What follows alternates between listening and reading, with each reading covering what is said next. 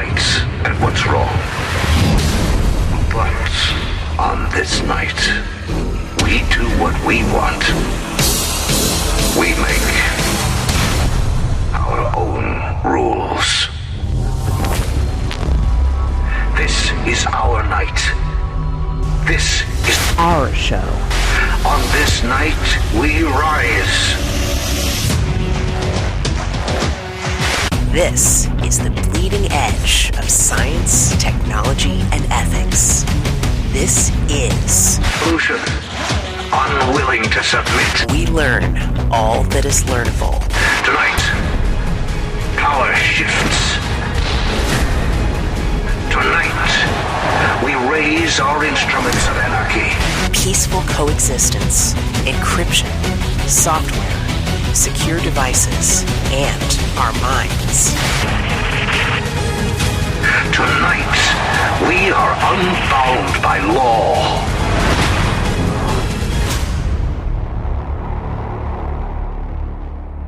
It's time for Sovryn Tech. And now your host, the golden stallion of the tech world, the rated R radio star, Brian Sovryn.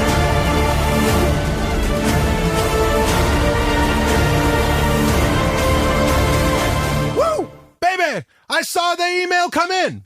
It said, Stallion, my wife, hates all the other tech shows I listen to, except for Sovryn Tech. She can't wait for the new episodes. Hell, she even asked me to donate to Patreon for you, baby. I said, well, hey, I'm honored. And I know that's a compliment, but, Jack, I promise I've never met your wife. All right, let's get to the show. Woo-hoo! Oh, man, do we got a doozy of an episode here for you, because the baddest boy on the blockchain's got to come back one more time. Man, it is early in the morning. Early. I'm actually recording this. Usually I record Sovryn Tech on a Saturday. It's Friday, and it is Friday morning. You know, no need to get into that song. It's Friday, right? Man. So anyway, if you let me, speaking of Patreon, by the way, thank you. That was a serious email that I got about that guy's wife, and it's just, I don't want to make any assumptions here, but.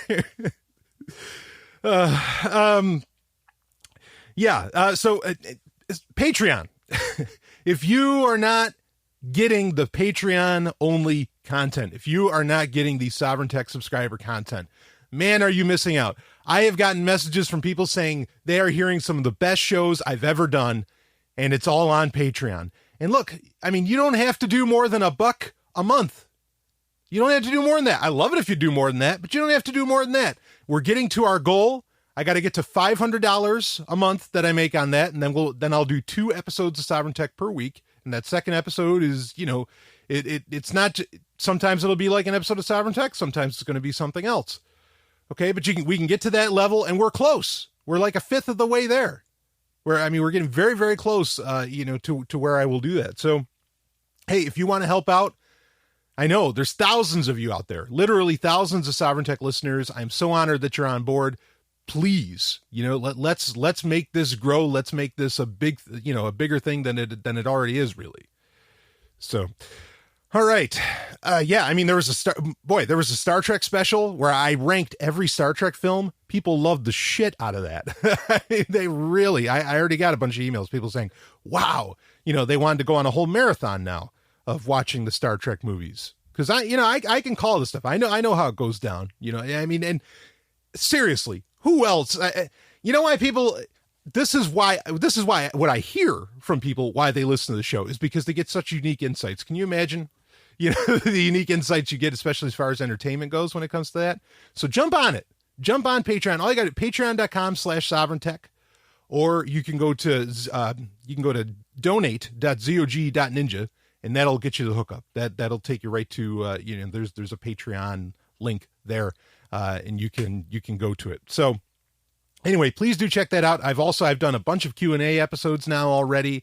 There's more episodes of the hentai series coming out very soon, and I've got a lot of other really special content that I plan on getting out.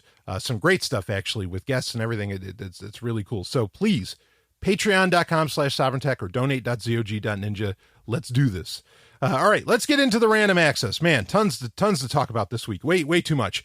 And our lead story, there was a fun topic I wanted to talk about, but no, I have to.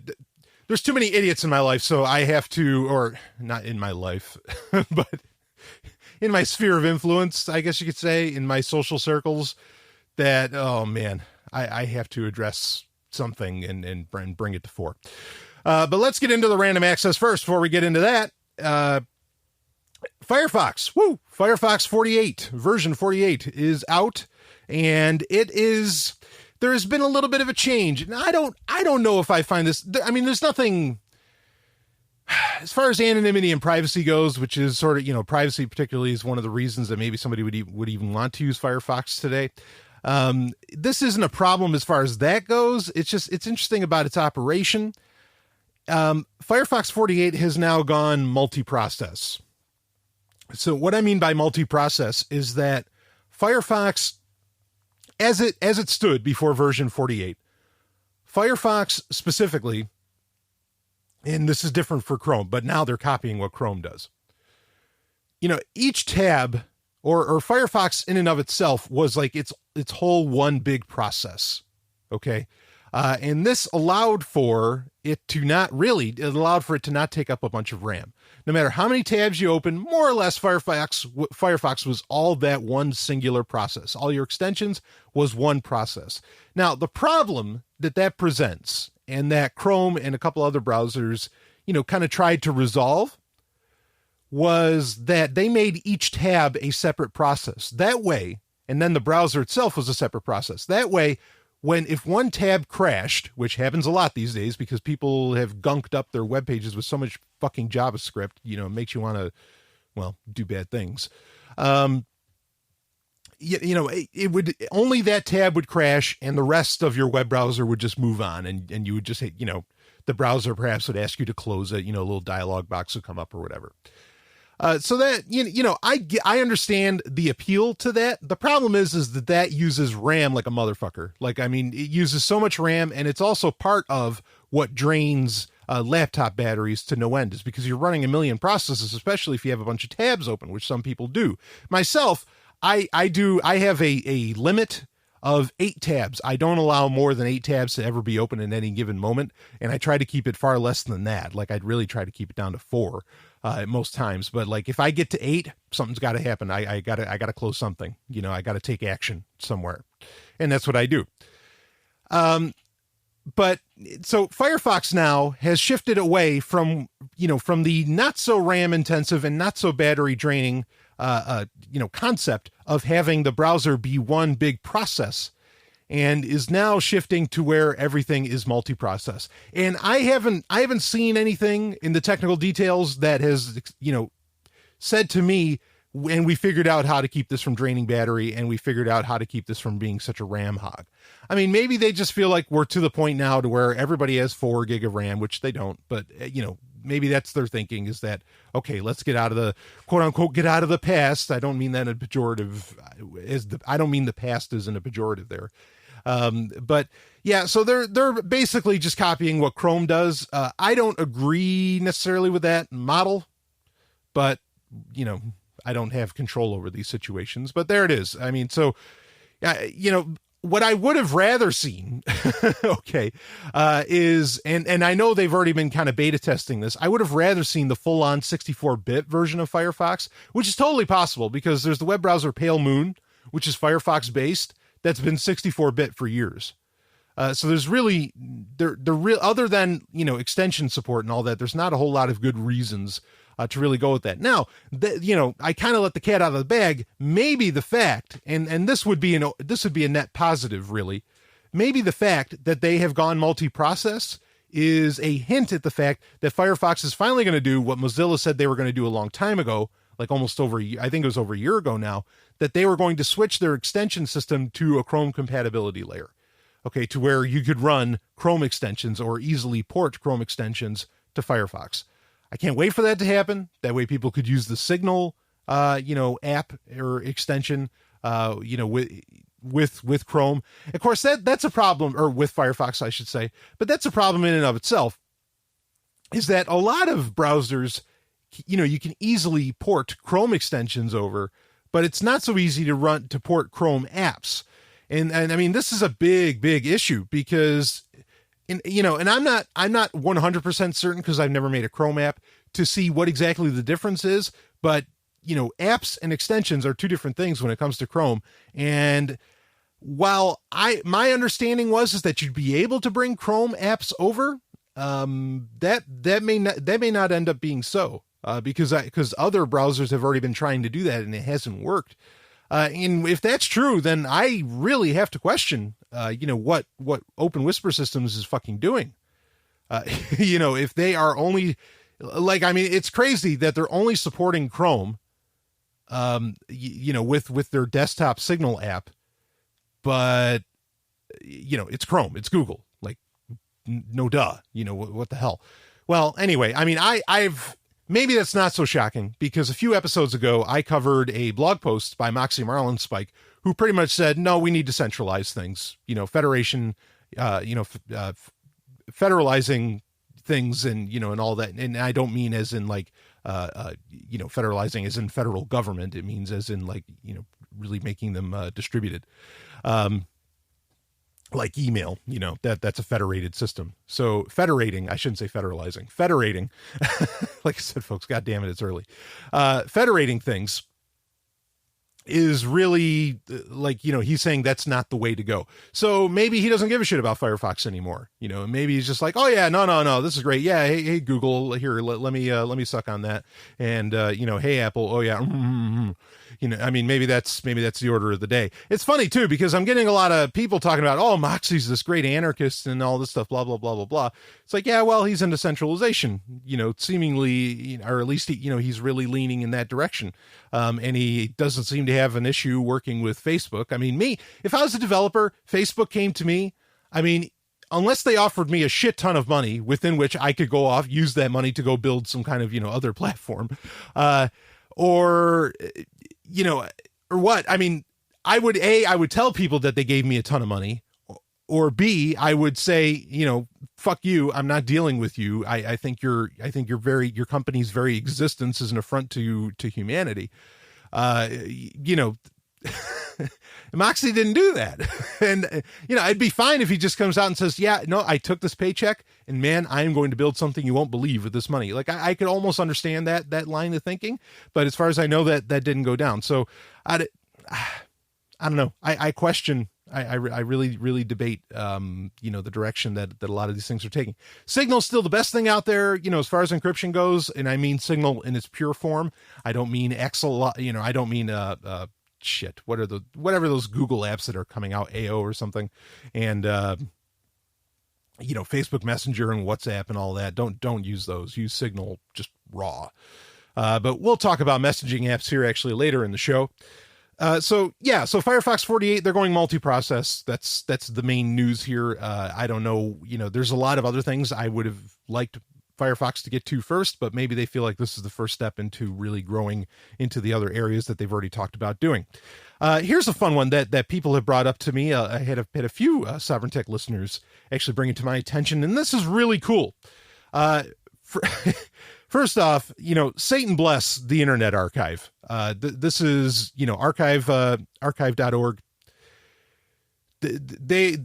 They are just doing the greatest work on the internet. I mean, this is arguably the most important site on the internet because it is really saving so much and making available so much of the wonders that the computer age has brought upon us and much of the internet age has brought upon us without all the bullshit.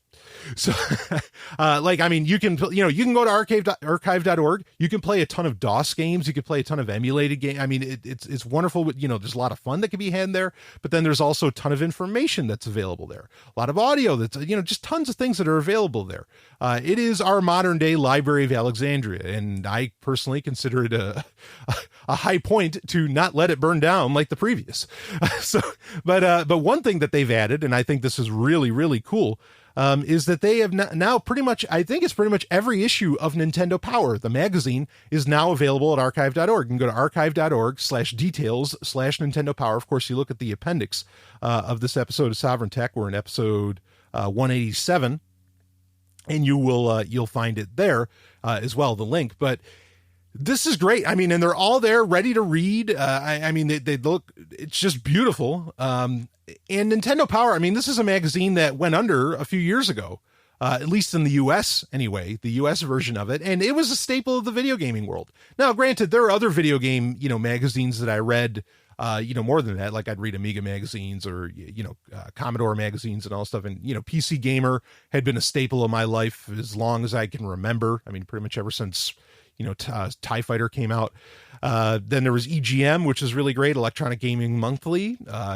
That was an awesome, awesome magazine. I started reading that because they would, I read Nintendo Power since I was, the littlest of humans.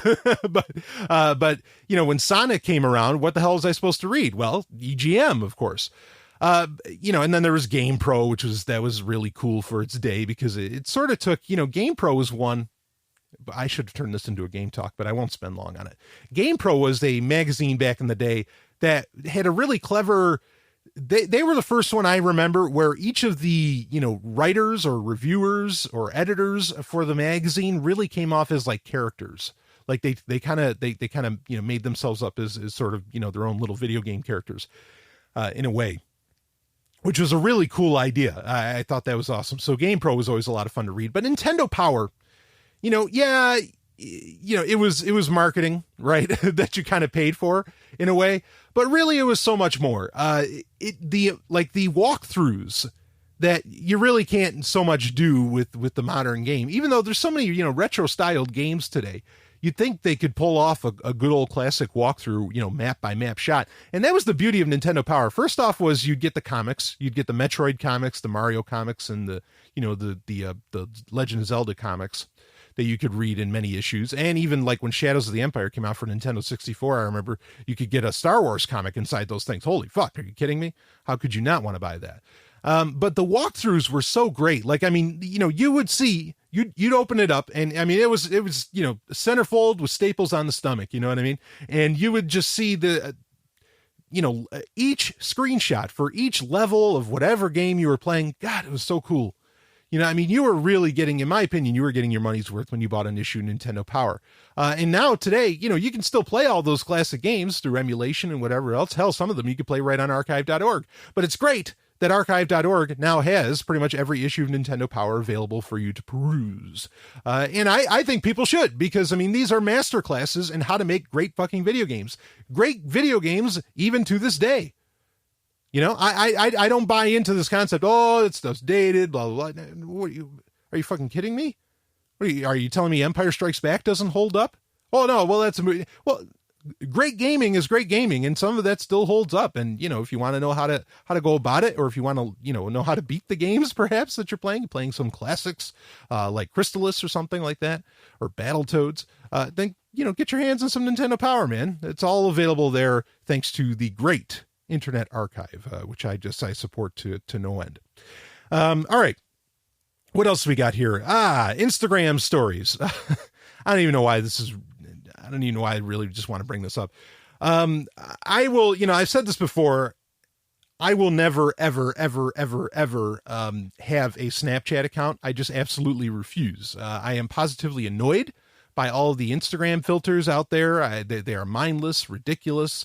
It just, people get excited about these, and Instagram stories is copying a lot of what, bottom line, Instagram stories is a new feature in Instagram that is just copying a lot of what Snapchat does, to where you can make videos, you can make stories, all this stuff that goes, even slideshows that goes away inside of 24 hours. Of course, folks, I hope everybody knows. And thankfully, when I heard a lot of tech journalists talking about this, they admitted, well, yeah, it goes away for the average person inside of 24 hours, but obviously they're still holding on to all of that content. So it's not really disappearing, right?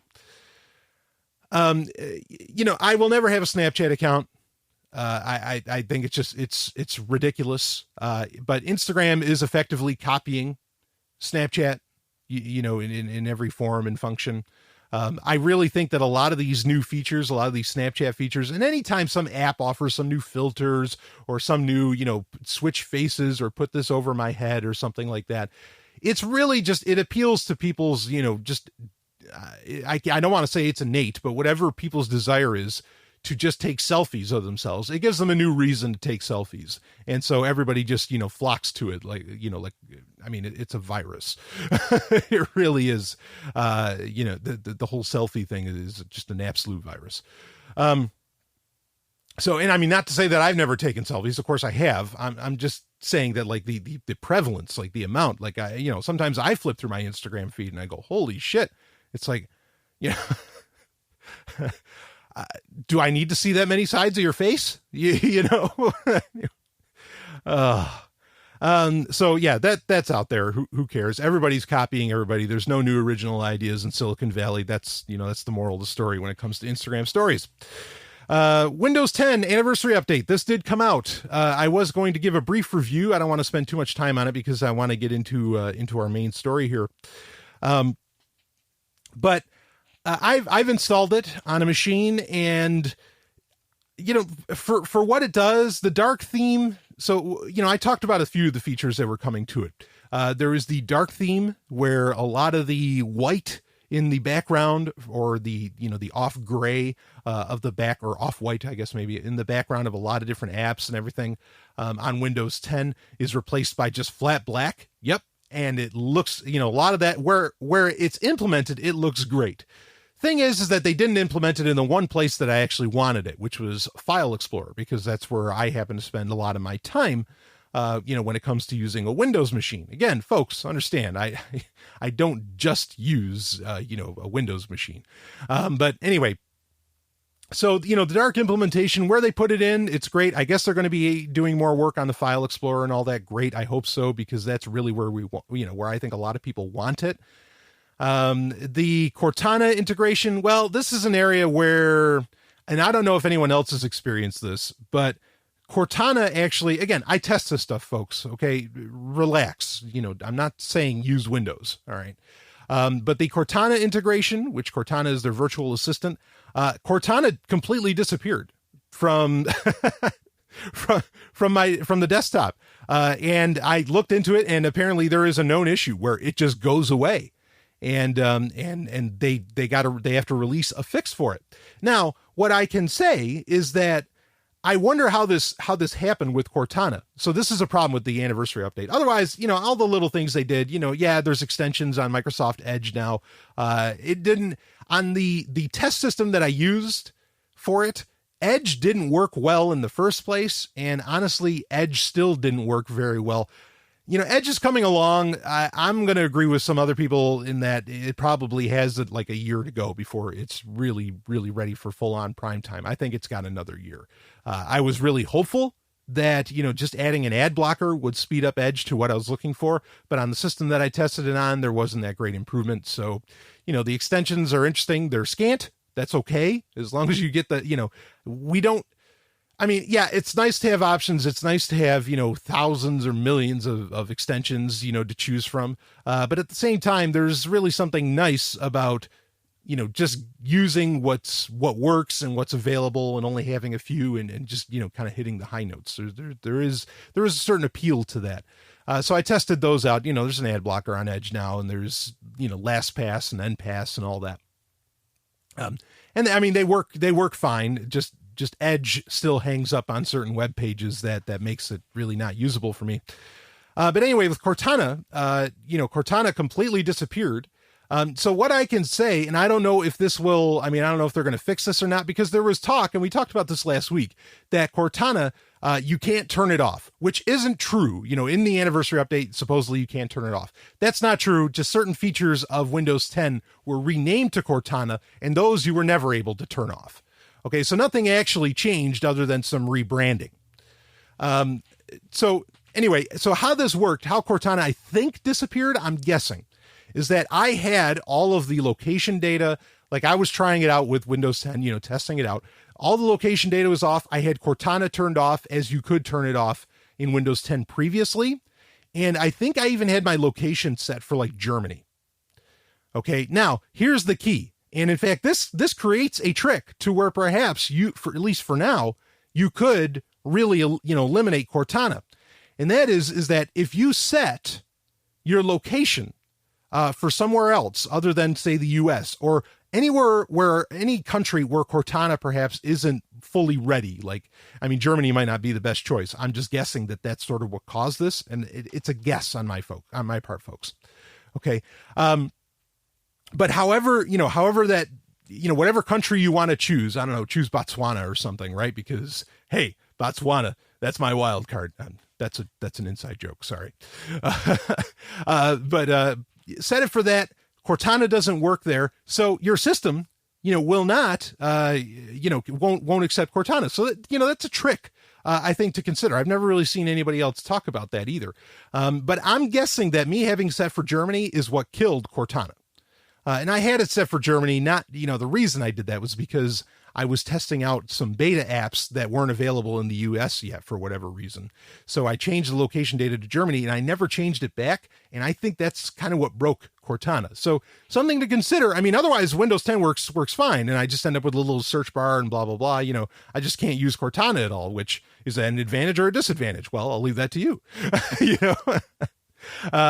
But anyway, so that's otherwise the Windows 10 update, Windows does seem to move a little faster, but that's totally, arbitrary or not arbitrary. I'm being anecdotal on that. I can't really show you any numbers to say such.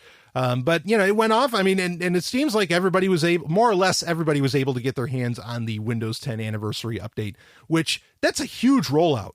Kudos to Microsoft for, billions of devices, literally, or PCs being able to update in one day. That's, that's no small feat. Because it was a few gig that download. So anyway, Windows 10 anniversary updates out there. It's fine for what it is. The Cortana thing, well, we talked about that. So, do what you will about that. And if you want to be really saucy, well, start using Linux or BSD. Here's another interesting little security story here. Wireless keyboards. So Black Hat was happening actually over the past couple days. I'm recording this at the beginning of August 2016. Black Hat, and then of course DEF CON will be happening, blah blah blah. And so a lot of security researchers or hackers are bringing their security exploits to the table, and then they're like, oh yeah, we'll give a full presentation. And of course news sources talk about these ahead of time before we get to really find out the nitty-gritty of what exactly is going on. But generally, people prove exactly what happens when they give their talk or their demonstration, at Black Hat or DEF CON or whatever. So we'll probably be talking about a few things. Maybe next week we'll talk a lot about what exactly was presented at Black Hat. But one of the interesting ones, and I want to talk about this because if people just read the headline, as most people seem to do, that's all they read, you're going to get some very misleading information. And what it was, there was this, apparently a very simple device and very simple software that allowed you to read, collect, key logging data, or as well as keystroke injection into wireless keyboards. And wireless keyboards, you know what that is. It's a keyboard that connects to your whatever device wirelessly. And, this effectively, these guys were able to just collect anything from these wireless keyboards. Now, instantly people are saying, holy shit, Stallion, you've recommended, this keyboard and this keyboard, for connecting to my smartphone or whatever. Or, oh man, I use an Apple keyboard. What the hell am I going to do? Take a breather. Okay. If you're using it, it's really only wireless keyboards. Okay. Not Bluetooth keyboards. Now, the word wireless is a very broad term. Okay. And that's where people got confused. Bluetooth based wireless keyboards are totally fine. Bluetooth, there's been a lot of work put into Bluetooth, and it's a relatively secure, communication medium, data communication medium. Okay. So Bluetooth keyboards are fine, and I've never recommended one that isn't. Like the Microsoft Ultimate Keyboard and all that, that folds up to the size of a CD case and everything. Again, I'm not saying Microsoft's great. I'm just saying that it was good hardware.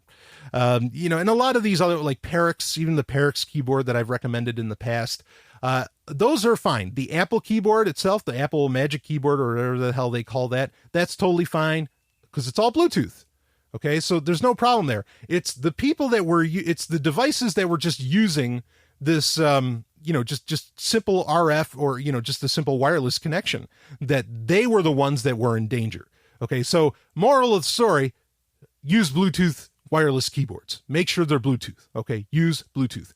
And in fact, now the exploit that these guys brought to fore about the wireless devices, Logitech has like its own they have their own little custom module.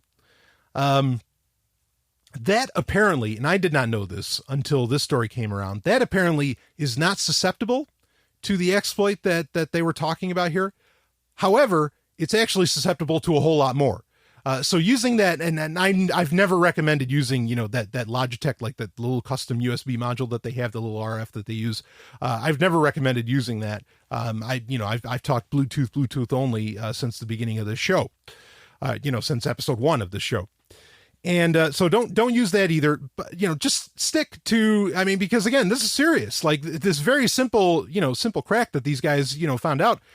You could, it's not just that they could, do key logging where they could, log everything that you type out, but they could do keystroke injection. Like they could type things onto your, device, whatever that happens to be. That's admittedly, that's bad news. But anyway, the solution for that, if you saw this headline going around, you didn't know what the hell they were talking about, or you just thought, oh my God, I'm never going to use anything wireless again. I'm just going to connect USB. No, just use Bluetooth and you're fine. At least as far as we know for now. So anyway, here's another little interesting story. Oh man, we are running long with the random access here. There is a Netflix tax in Pennsylvania. I thought this was interesting. It's not technically called the Netflix tax. That's just kind of a name I'm tagging to it. But now there is a 6% sales tax in Pennsylvania, which extends to digital downloads and subscription services. And hey, it's crazy. Don't live in Pennsylvania, I guess, but I don't know. The whole tax thing, taxation is theft, right? But this is something that's going to become, more and more, because so much is going towards, all of these digital platforms that obviously, the government's losing out on tax dollars. So they're freaking the fuck out. This is why the government loves cable companies, because there's already taxes that come with that, that gets paid off to the government. But now people are becoming cord cutters. They're getting away from the cable companies, by and large. And so, they're going with Netflix or whatever. And now in Pennsylvania, there's a tax. As far as getting around that, could you connect to a VPN and say you're coming from somewhere else and then it doesn't show up? I don't think that's enough for that to work. I'm not 100% certain on this. If I have a listener in Pennsylvania, help me out with this one and let me know exactly how this works. And if there's a way to avoid it, because Netflix is more and more requiring, some degree of personal information. Maybe, what'll probably happen is that people will just start asking friends, like in other states, to, 6%, I know, I get it. 6% on $10 a month. Like, who cares, right? Is that even worth getting around?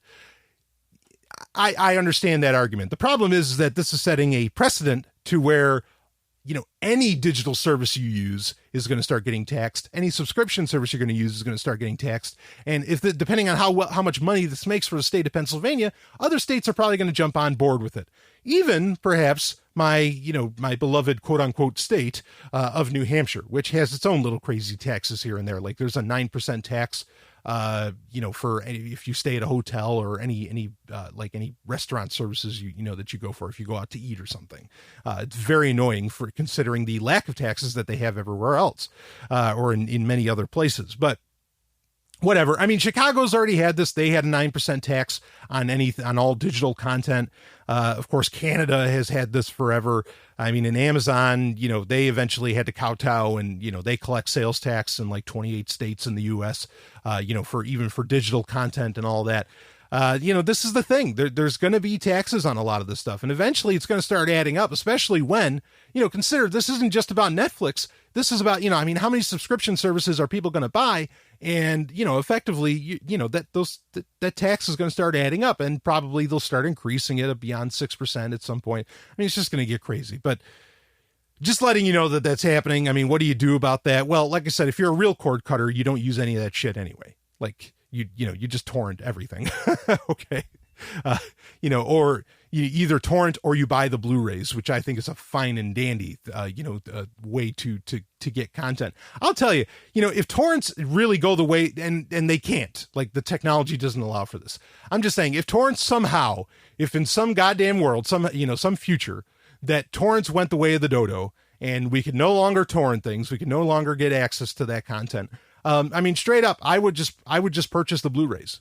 I would just purchase the physical copies. I'm not paying for those services because I don't agree with their model. I don't agree with, like, I think it is mind-boggling to me that people don't mind that they rely upon Netflix, but at various points you don't have access to specific movies, like it just constantly shifts. It's an artificial scarcity in entertainment. It's ridiculous. It's a terrible model, and I'm not interested in giving them my money. If I wanted to, I'll just pay for it outright, by buying a Blu-ray, like if that's the point that it gets to. Anyway, let's see what else we got here. Well, here's some good news. Let's talk about this, and then I'll break into the last bit of the random access, and then we can get into our main story. PocketCHIP. This is really cool. Actually, I had a listener bring this to my attention. I'd heard about it also through some other venues. But PocketCHIP, and I put the link to it. I think it's GetChip. Is that it? Yeah, getchip.com. I put a link in the show notes for episode 187 if you want to check it out. But what it is, PocketCHIP is this very little, like, handheld, I mean, about the size of a smartphone, I suppose, but it is a handheld Linux computer. And it is totally, like, everything going for it is totally open source. It's easy to take apart. They want people, to hack away at it. It's running Debian, and it has a touch screen, little 480 by 272 touch screen. Has a QWERTY keyboard, on it and everything. Battery life, didn't necessarily get a great answer on that. I imagine that's very varying. And it can play games. In fact, there's even like a game modifier system on it called Pico 8, which I haven't messed with yet, but I'm intrigued by. But it all uses Lua, the language Lua, and you can go to town on it. I mean, but it is a pocket computer. I've wanted this sort of thing for so long. I mean, it's not, it's not a powerhouse. It doesn't have much in the way of RAM at all. That's sort of where it, it kind of comes to a failing. But I mean, it can work with VR. They have something called Oculus Chip, to where they're allowing it to kind of be plugged into VR setups. I mean, really, there's so much you can do with this. This is really, really cool. And you got to be, I'm really reticent, because this was a Kickstarter at some point. The original chip board, which is, comparable to a Raspberry Pi, which I love the Raspberry Pi. My Raspberry Pi 3 is one of my favorite devices that I have. I don't recommend a whole bunch. I mean, there's tons of these now. Like, everybody copied the Raspberry Pi. And that's fine. I don't have a problem with that. Go ahead and do it. It's tough to recommend ones. And, there's some degree of a network effect, or being first, to where, like, you can get more operating system options for a Raspberry Pi than you can for, say, some of its competitors, right? Because the Raspberry Pi is so popular. So generally, I'm careful I want to be really careful when I recommend these things. Raspberry Pi has history, so I don't mind recommending that. But PocketCHIP and Chip were Kickstarter projects, but they are a reality now. People are getting them now. They exist. I really don't like bringing up Kickstarters anymore, because most of the time they don't come to fruition. Fortunately, it seems like a lot of tech journalism has also become, aware of that fact, and they are not recommend. I mean, there was a time where you'd go to, I don't know, whatever website, Android Police or TechCrunch, whatever bullshit website, or sorry, Android Police isn't bullshit. But whatever bullshit website you'd go to, and like so many stories in the day would be, oh, here's this Kickstarter that's coming out. Here's this Kickstarter. And they're probably getting paid off by the people that started the Kickstarter, right? Or they were just hoping that it would, make for interesting news and it would get, some clicks and everything. But it was getting ridiculous because a lot of the devices that these people would talk about would never come to fruition. And it's like, all right, guys, what are you doing here? Like, this is almost, you're doing a disservice to your readers. Like, you're insulting your readers and you're wasting their time. But now it seems like a lot of tech journalism is finally catching up and realizing, okay, we got to stop talking about all these Kickstarter projects. If we're going to talk about one, it better be a big deal or it better already exist. And that's how it is for me. I'm really, really careful now. I've been careful for over a year now because I've talked about this problem with Kickstarter, but like 2 years ago. But I've been very careful to not bring up anything that's a Kickstarter project. I don't want to do that. But PocketCHIP's the real deal. And it's such a real deal. It's only, now, you might have heard that it was only $50. As I understand it, like they're kind of backlogged into September. And now it's $70 or it's $69 to get your hands on one. But it's a computer in your pocket. I've wanted this forever. I love it. There's a lot of people that have made those custom kits to where you could put a Raspberry Pi 3 and it looks like a Nintendo DS, right? I love that idea, and it has a full QWERTY on it. I mean, the smaller computers, full-on computers that can actually run full-on software can get, the better. I'm totally on board with that. I don't mean your smartphone. I'm talking about a real computer running real Linux or whatever. So this is cool. PocketCHIP, great idea. This is something if you want to, because especially since it's running Debian, if you want that secure device that you really have control over, like PocketCHIP could potentially put dark Android out of business, or the concept kind of, not really, but the idea of having a, mobile device that you have, more or less total control. The wireless drivers are still, well, it's running Debian. I assume they're using some kind of, well, wireless drivers are always an issue because most of them are proprietary and closed source. But anyway, this is great. This is way better than any dark Android tablet I could recommend. You could run Office software on here. I think it has Bluetooth on it, so you could connect a Bluetooth keyboard. Again, Bluetooth keyboards are safe. You can do all kinds of shit. I think this is really cool. So PocketCHIP, getchip.com, check that out. Link in the show notes if you need it. Now, here's a point. Man, how am I doing here? Oh, shit. I run so long with the random access. Okay. I want to talk about this last bit for the random access, and then we'll get into our main story. So, and this is an I told you so. Okay. Because I fucking told you so. There was a report out of Bloomberg that Apple is not developing a car at all. Now, they are interested in developing the software. That's true. But they'll develop the software and they're going to, pretty much have some other manufacturer, will do the car. This is odd I'm going to get into why I told you so. This is definitely odd for Apple because they like to, and, there's times where I think this is the right thing where, your software, when you're making the software, you want to have control of the hardware.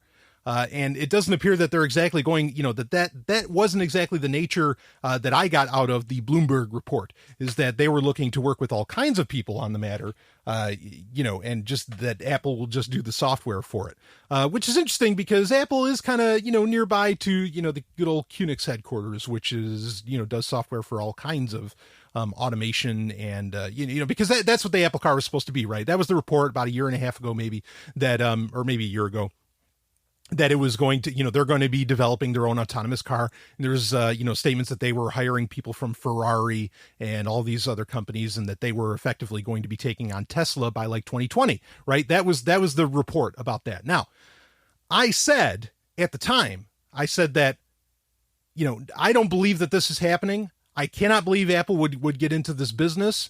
What I think is happening is that this is all about the fact that Apple's products, like the Apple Watch and some others, have been really lackluster, and they needed to build up some hype. They needed a hype machine to keep people still excited about Apple and to create this illusion that Apple is somehow innovative in any way, or that they're expanding and they're doing something. And the reasons for that are varied. There's consumer, consumer thought on the matter, consumer perception that's the word I'm looking for. There is the idea of maybe trying to get investors, all worked up so that Apple could have become the first trillion-dollar company, which has not happened, even though a lot of people were expecting it to have happened by now. There's all kinds of reasons why they would fake this shit, but bottom line is they did fake this shit. I was absolutely fucking right. If this Bloomberg report is 100% true, I mean, granted, Apple hasn't specifically come out and debunked it, but if it's true, yeah, Apple is not making a car. I told you that. I said they weren't going to make a goddamn car. So I was right again. There you have it. I mean, I wasn't the only one. There was other people. John C. Dvorak talked about it, endlessly, saying, and I mean, there were other writers that said, no. Apple's not really going to make a car. This is all just like this is hype machine. This is all, advertising, or, this is all marketing. This is all just to make people think that Apple's doing something, more than just removing, headphone jacks from their iPhones, right? Which, that we don't know for sure if that's happening either. But anyway, but I think we can say largely for certain, maybe I'll end up being wrong. Maybe, maybe they'll change their mind, or maybe Bloomberg was full of shit, but I don't think so. And I think if they were full of shit, Apple would have come out in front of this.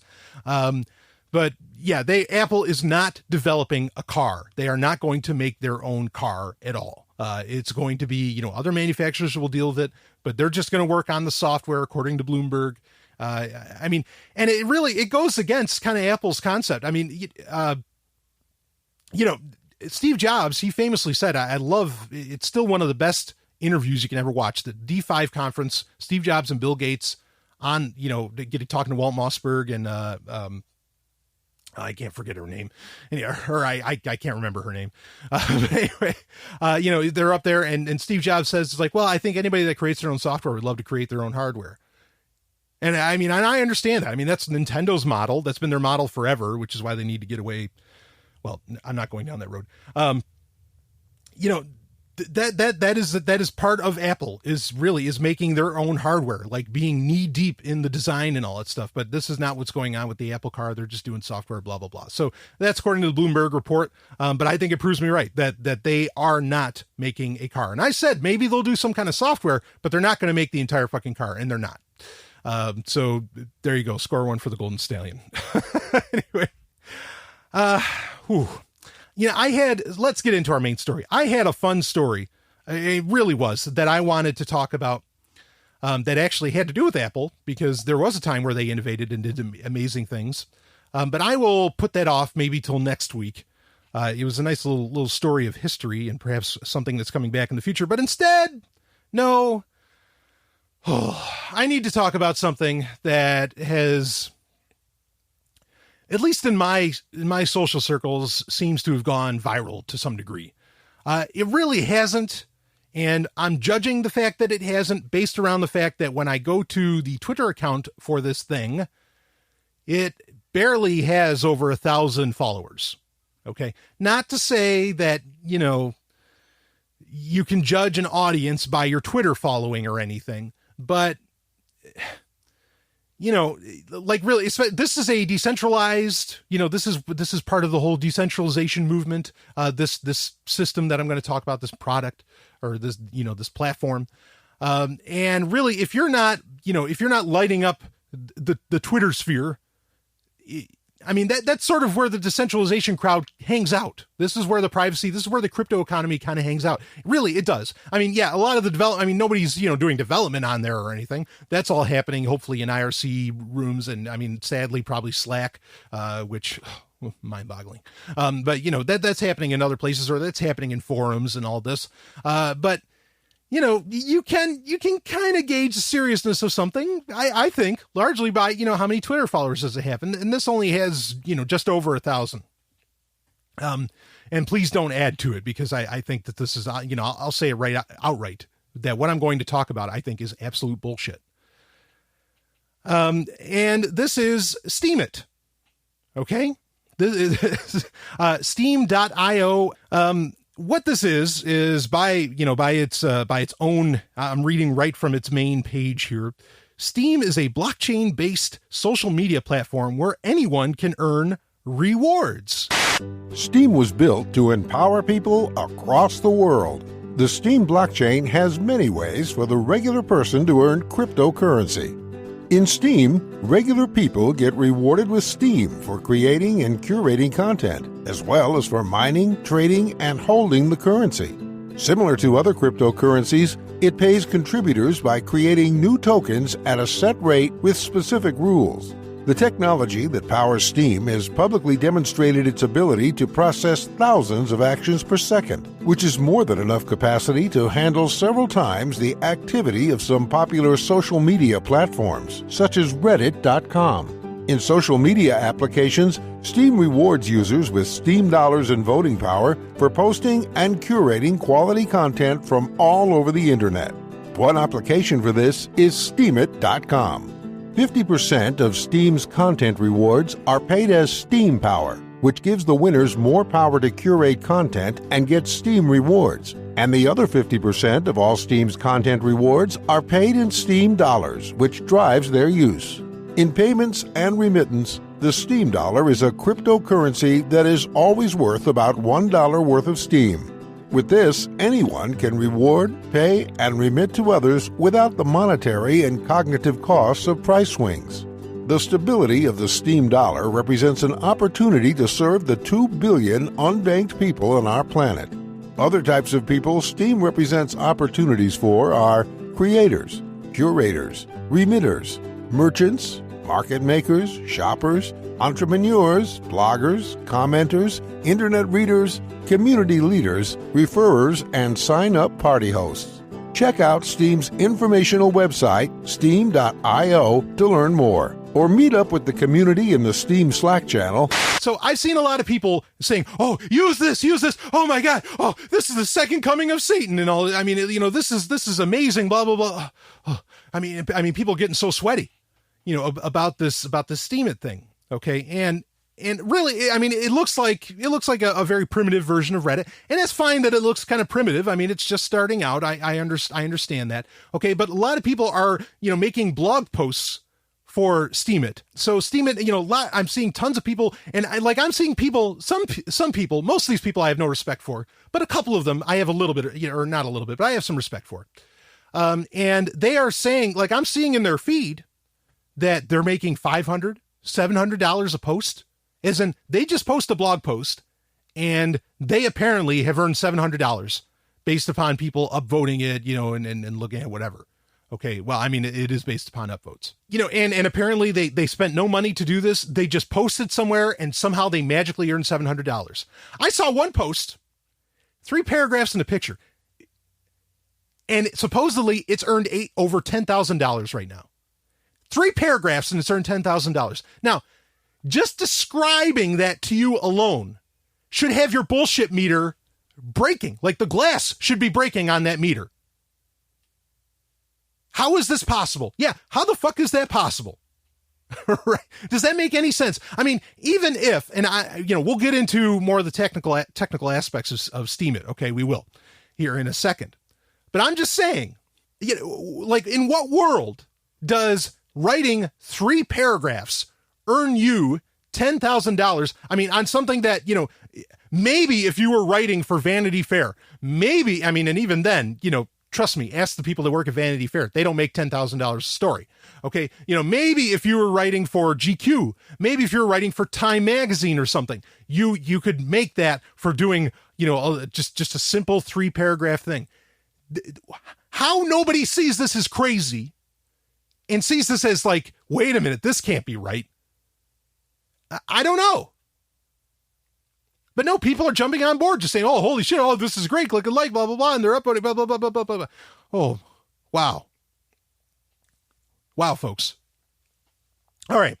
So what, the key here to understanding this, again, it works like Reddit. So if you understand Reddit, this is the same exact concept. It's just like with blog posts and all that, and various other forms of, of social media, content that you can put up there, and however upvotes it gets, that depends on, that generates how much money, you get from that. Now, Reddit itself actually at one point was looking into building it because Steem is based upon the Steemit. It's STEEM. I didn't say that. It's STEEM, is based around a blockchain. Now, if you read the white paper, God, I'm getting so ahead of myself. If you read the white paper, there's no reason seemingly for why there needs to be some kind of wild blockchain attached to this.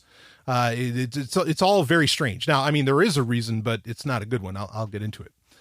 But Reddit, was toying with building in a cryptocurrency into Reddit. In fact, the guy that was involved in doing that is a great guy. I can say that. So, I mean, this concept isn't new. This is not an original idea. Other people have had the idea, but I see real serious problems here.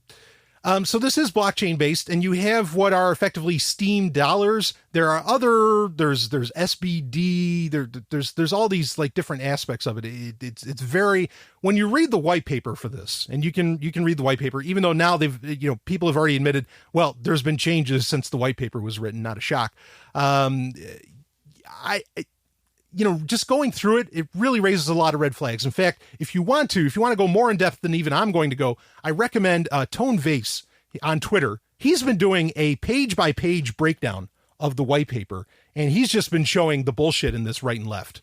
He is doing great work in saying, wait a second, how this can't work. What is, this is magical thinking and all this stuff. So let me back up a little bit here, because the creator of this, or at least the co-creator, is a guy named Dan Larimer. Now, let me say this, all right? Nice guy. I've had conversations with the guy. Super nice guy. I think his heart is in the right place for a lot of things. Okay. He is the same guy that was behind BitShares and, ProtoShares and everything that came out of that.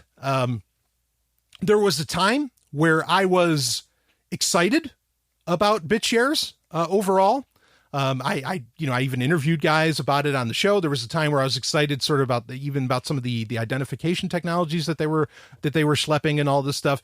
And, I'm just giving you a little bit of history here with the creator of Steemit, is that I feel like every project that is coming, and I see the same thing in Steemit, every project that has been really like BitShares and whatever else, has been highly reliant upon the concept that people either A, know the importance of why certain things need to stay a certain way in the economy, as in why like something needs to, we need to take actions.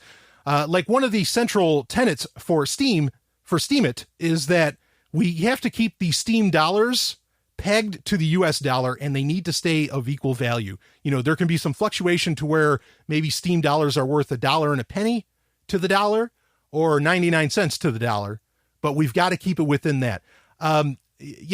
First off, and this was true back with BitShares too. He used to have BitUSD and all this stuff where everything needs to be pegged to this, we'll attach it to this, and we'll base the value around this, blah, blah, blah. And that's problem number one with a lot of this concept. I'm going to get into more of this, but that's problem number one with a lot of his concepts, in my opinion, is that markets don't work that way. There's going to be wild fluctuation, in what, say, either BitShares or, BitUSD or the Steem dollar. Again, I think they're all kind of the same idea, just given a new coat of paint. Attached to the US dollar. There's no way, and people don't understand that it needs to stay that way. You're not going to get people to grasp that fact of it. The other thing that he relies upon is people in general being virtuous. In fact, the original, was the original name of his company, before it became whatever, BitShares Inc. or whatever the hell it ended up becoming, was it was like Invictus or something like that. And even a lot of his original ID system, which ended up becoming Titan. I mean, a lot of that stuff seems to have gone by the wayside. And some of his ideas have been interesting, DPAWS and all that stuff, but a lot of it, really just hasn't worked. But anyway, I'll talk more about that in a second. But a lot of his original naming for a lot of his technologies were his ID system was called Quixote. Now, that's a reference, of course, to Don Quixote, who believed in this chivalrous, virtuous life and all this stuff. So, he's really counting on people being angels, I think. Again, I don't mean to, I'm not insulting the guy. I think he's a good guy, and I wish people were angels and all that, But, if we're talking about mass adoption, which is what Steemit in particular is going to need to stay afloat because I think it's a near Ponzi scheme. It's not a strict Ponzi scheme. It's a near one. Understand what I'm fucking saying to you? Because that's the first thing when I talked about this, one of the things people said, it's like, well, it's not a Ponzi scheme. I said it's near. It's not exactly. He's counting on people like really understanding this stuff and just really being honest and very virtuous. Like I feel like that's part of the program baked in here. And if you're relying upon that, you're relying on human factors that just don't exist. They don't understand, economics. They don't understand the concept of pegging things to the dollar and the importance of, well, let's take this action to make sure that it stays there. I mean, in reality, there's going to be wild fluctuations. Now, the entire idea of like Reddit and of course Steemit is the idea of upvoting or downvoting or whatever. Okay. So upvoting, it all revolves around this concept of votes. Now, you cannot build a money-making platform, in my opinion, around the concept of voting. This is how the Steem blockchain would be controlled. Okay. And believe me, why there's even a blockchain involved in this, I think it's just marketing, and my response has always been to these ideas of like, just slapping a blockchain onto something that was a bad idea in the first place. Is that it's still a bad idea. It doesn't matter if you put a blockchain on it. If it's a bad idea outside of it, whatever. Attaching a blockchain to it, that's really all about creating this currency, these Steem dollars. That's the reason that this is done. Not that this concept needs to be put onto a blockchain, because it's actually been tried before. Okay. And well, in the past, when it's been tried before, it's because it was an actual Ponzi scheme. And usually you had to pay up front to be on the platform. And they'd say, well, and as long as you get it shared on social media and you get a bunch of likes, you'll make money off of it, blah, blah, blah, blah, blah, because the idea is that you would lead people there and it would get them to their advertisers. These paid blogging platforms. Or social media platforms. I mean, this has been tried before and it fails every time. So, that's the reason that there's a blockchain there. Where this really becomes a problem, okay, is that first off, like that's the company script. Like this is money out of nowhere. This creates a huge problem in that what happens when, like, say I mentioned that one article, it's not even an article. It's 3 goddamn paragraphs. It's like an intro to this person. Okay. What happens when someone tries to cash out of Steem dollars into, say, Bitcoin or into actual US dollars? Like, I mean, eventually, people, I mean, this is kind of on it. Like I said, it's gone viral to some degree. Not really, obviously, since, judging by its lack of social media presence, at least of the company itself.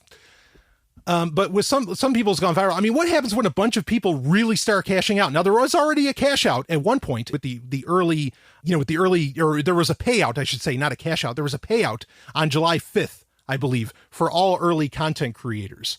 Okay. Now, this is where it gets kind of Ponzi, is that, those people that got that initial, where did that money come from for that initial payout? Steem's not technically, Steem dollars aren't really worth anything. It came from actual investor dollars. So those people won, and those people will continue to do well. I mean, like this is where it gets crazy because, yeah, the early adopters will keep making money off of this deal because as more people as more people think, oh, I can just make $700 off of posting a picture or something, that's going to, translate to them, and that somehow they're ever going to make the amount that the early content creators did. No, I mean, the early content creators really have this routed and they're going to be making a ton of money off of that. Okay. But the other problem again is that when a bunch of people start to when they want to collect, when they don't just want the payout in Steem dollars, when they want US dollars, something that they can actually fucking use somewhere, or if they even want just Bitcoin or whatever, the system's going to crash. And in fact, even I was reading some of the various, explanations around Steemit and all that by various people. And there's points where they say, it's like, yeah, we're going to have to, this is going to keep on going, but we're going to have to do another investment round. Like I see this this is going to require investment rounds, into perpetuity. Because until people see some kind of value in Steem dollars, which I can't imagine what the fuck that value is. The value to vote, the ability to upvote things. Are you serious? There's that many people you can't get people to upvote shit for free or just out of the kindness of their heart. Why do you think they're going to purchase Steem dollars? And understand, to get in started on the platform, yes, they give you $7. If you sign up now, you get $7 worth of Steem dollars. Okay. So that's how people, they kind of hook you in and get started. I mean, if 1 million people signed on today, how are you, again, when it comes time to pay the piper, what's going to happen? The system is going to crash. To say nothing of the fact that a lot of the voting and voting systems and all that, they've never been shown to work. They do not work. Okay.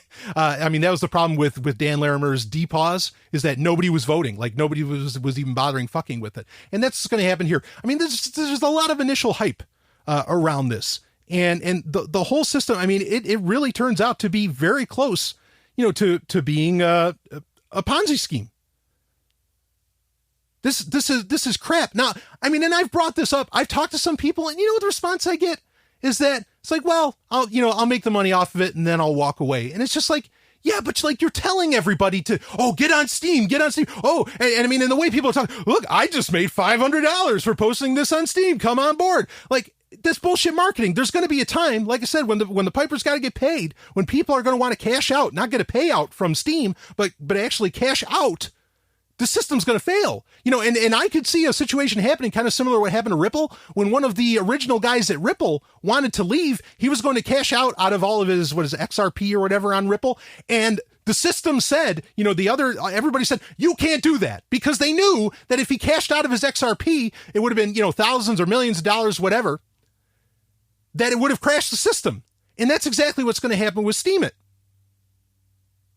I can't wait for this to crash. It's not a strict Ponzi scheme, but it's goddamn close. It's really, really close. And I cannot tell you. I know, I get it. Like, people want to, they want to make money from sitting at their computer, at home and blah, blah, blah. Believe me, I understand. Okay. But, there might be some early people that make money out of this, but it's not going to work otherwise. And the part that pisses me off, like, I'm reading a lot of the posts around this, and a lot of people are saying, oh, the white paper. Oh, yeah, no, the economics of this are sound. No, they're not sound. They're not sound at all. This is a get-rich-quick scheme that isn't for you. It's for any of the people that were, like, in way, way too early. In some ways, it's a pump and dump. It's just using social media. It's using content to create the pump. Yeah, some people are going to make some money off of this, but come on. It's ripe for being gamed. There's no doubt about it. It's ripe for being gamed. Just buy votes, right? If you can make that much money off of a couple paragraphs or something, right? Wouldn't you be willing to either, trade out something, or, there's so many ways. What's going to happen is people are going to start asking for Bangladeshi specials. Okay. If you know what that is, Bangladeshi special is that you pay somebody $5, in India, and they'll give you, millions of Twitter followers or something, right? People are going to get Bangladeshi specials, and all this is just going to get gamed. This is what happened with, a lot of these systems work this way. Like, even for big companies, I'm reminded, any of this stuff can get gamed. Like Amazon, right? With the Kindle Unlimited. You know what people started doing? They found out that the system was based not upon pages, or it was based upon page count. Like, what page did the person get to? Not based around actual time reading or pages actually read. All right. It was completely based around the fact. And again, this was Amazon relying on people being honest, which I think as much as the same idea with Steemit. Okay. But what happened is that people, would just like put a link in the beginning of the book that would take you to page 3000. And there was people making $70,000 a month off of, a book with 3,000 pages that said practically nothing, but nobody paid for it because they were already buying in with the $10, subscription to Kindle Unlimited and blah, blah. It was a scam. Now, if you're okay with that, if you're all right, maybe that's the gist that I'm getting from people, from supposedly, really virtuous libertarians and anarchists. And I'm not knocking Dan Larimer. I think there's some confusion over how all this works, over his ideas. And I think it's been borne out over time since he's had to continually reformulate what he's doing. And that's going to happen with Steemit. And maybe people are just going to keep riding on until they realize, oh, wait a minute, this shit just doesn't work. It's like UBI. You can't get paid for breathing, man. But anyway, okay. But what I'm seeing is that either people are moronic and they're not anarchists. And that's the other thing too. Like, well, yeah, well, as long as we let the market speak. Well, if anarchists and libertarians of today are representative of the market, I am terrified of the market. because this is moronic. This is not good economics at all. It's plain as day. And again, if you want to get a much greater breakdown, line by line breakdown of how the white paper is full of shit, I really recommend. And please, I don't mean to insult Dan Larimer and the crew there. I think they're nice people. Okay, but I really recommend looking at Tone Vay's Twitter account. I'll put a link in the show notes for that, because it's line by line, and there's lots of people saying no, this does not work. This is not going to happen. But people are just jumping fucking on board with it. Or maybe the other message is that a lot of people are just totally on board with, oh yeah, no, I just want in on the quick rich scheme. Now, it doesn't matter if this is all going to fall apart and we're going to get a bunch of people in there investing a bunch of their time and money in a system that is designed to fail, in pretty short order. Like I said, because there's no guarantee. They have admitted that they're going to need more investors. There's no guarantee that they're going to get those things. And yet you're telling people to build their entire platforms on this shit, and you're getting people all hyped up and excited. Ridiculous. So much for virtue. And that proves my point. Is, like I said, I think, in my opinion, just reading, into the projects and kind of the psychology of a lot of the stuff that Dan Larimer's done, he's really relying on people being virtuous. Look, there's nothing, nobody cares. I think all they really want is just this, they want this, get rich quick scheme, to jump on with Steemit. But it's ironic that scheme rhymes with Steam. I'm not saying it was designed that way. I'm just saying that there is some very confused economics and very confused understanding of human nature. And there is the idea, it almost feels like central planning. Some of the white paper was so complex. I was just like, the Federal Reserve isn't this complex in what they're trying to set up. Like this feels so much like real central planning. And everybody's just like, oh, this is okay. I don't trust it. I don't have an account there. I'm not going to make an account there. I know people have recommended it to me. Please don't take what I'm saying as there's some people out there, believe me, that I am insulting by saying this. Absolutely, I'm fucking insulting them. Okay. But a lot of people, please don't take this personal.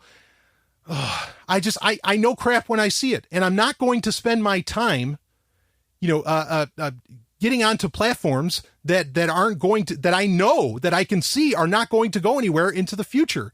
Okay, my time is limited as it is. Life, like I say, life isn't a dress rehearsal. I don't have time to waste on bullshit ideas, and I don't want to scam people. And I don't want to pump something that is set for a dump that a lot of people might not be able to cash out on. No, fuck that. No, Steemit, terrible idea. This is a near Ponzi scheme, and it's ridiculous the more people aren't seeing it. Woo! All right. Now, how about something that isn't a Ponzi scheme? How about something that's the real deal? Something that does have some history behind it. How about you take some Bitcoin, which, again, the real deal, and has some pretty decent history around it, and you use that to buy some gold and silver, maybe in some platinum, palladium, whatever you want. Get some gold coins, get all the good stuff. I want you to try that out, because then you're really, there's no Ponzi scheme here, folks. Get your hands on some of this metal, precious metals. I want you to go to Roberts & Roberts Brokerage. This is one of the best companies on the planet, bar none, run by one of the best guys out there, Tim Fry. Love the man. He's been running that show for over a decade, but the business has been around for decades, since the 70s. Okay. This is legitimate as it gets. This is real cold storage. This is real, this is really working with wealth. And there's even, honestly, with precious metals, there's some investment opportunities there. So if you want to do some play action, hey, go for it, man. And you could do it all with real currency like Bitcoin. Okay. This is how you work with real currencies. They love each other. And Tim Fry knows it. He's Bitcoin preferred. Okay. So don't waste your time buying these Steam dollars. Use your Bitcoin to get something serious. All right. Get your hands on some gold and silver at Roberts & Roberts Brokerage. Go to rrbi.co. Let them know the Golden Stallion sent you. Or you can go to gold.zog.ninja. That'll take you there too. But believe me, they know who the Golden Stallion is, and they want you to get gold too. Let's get back to Sovryn Pixel, I'm being chased by assassin bots. I need an exit. Pixel!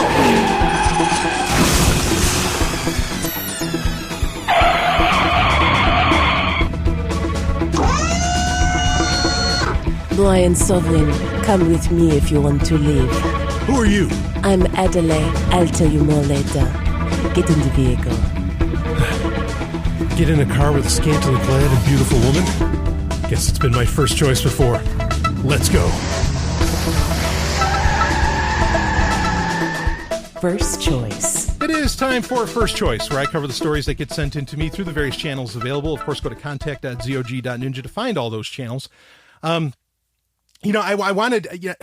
have a couple things I want to say quick before I get into the First Choice story. Something I did not mention that, or a main point that I wanted to bring up about Steemit in the last segment was that I read the first line and I kind of stopped there on the website. You can read the rest of it. I mean, again, you'll get it, but the line was, Steem is a blockchain-based social media platform where anyone can earn rewards. Key word there, rewards. Okay, that's the thing, is that you're not, even they're saying rewards that's very specific legalese, okay? Because they can't say to you that you're going to earn money or you're going to earn this or whatever else. But understand, that's my point, is that you're really not going to earn money out of this. And when you try to cash out on it, your rewards are going to be worthless. Okay, that's the overall point. So, I mean, it's even in their own wording, a lot of these problems. I know they got to be, you got to do cover your ass, you got to do CYA and all that. But I think there's some honesty in what they're saying here. So now the second point that I want to bring up to you is about a lot of people had asked me about Bitfinex, what happened with Bitcoin there. Folks, I don't need to talk about it for long. Okay, the baddest boy on the blockchain does not need to come back for that. Bitcoin is doing just fine. It's going to do just fine. The Bitfinex thing, whatever. This shit happens. No big deal. Bitcoin moves on, and it clearly already is. It just doesn't matter. So, in the last point that I want to bring up to you before I get into the story for First Choice, and we've got a doozy. I am significantly paring down on the options. I just talked about all the channels available to get in touch with me. I am really, like chopping down the amount of options available to get in touch with me. And I'm pretty much going to break it down to, you can get in touch with me through Twitter, and you can get in touch with me through email. And that's it. Okay. In the email, of course, there'll be PGP. And I mean, there's the contact form at contact.zog.ninja. You can send stories, messages, whatever you want through that. Or if you're a patron, Sovryn Tech patron, you can contact me through Patreon. But that's it. I'm removing all of the other ways, to get in touch with me, including the one that we are about to talk about. So I kind of shortened the segment, and you'll have to pardon my constant sighs throughout this episode because some of this stuff is just so ridiculously frustrating. I don't even think I got everything out that I wanted to get out. I have some theories on what the fuck is really all going on here, but anyway, let's get into First Choice, and we're starting off with talking about, this made the rounds quite a bit, Telegram. Now, Telegram is a messaging platform, and I mean, actually, it's an entire social platform. Telegram is far more than just sending little text messages to each other anymore. I mean, and it continues to grow and continues to add on new features. And as I always like to bring up, it is a company run. It is not an American company, for one, so kudos to them. They don't have to hand over their server requests, from the U.S. government or whatever. And apparently they never have, which pretty much any other messaging service you can think of, say Apple, or Google or whoever that's been out there, they cannot make that similar claim.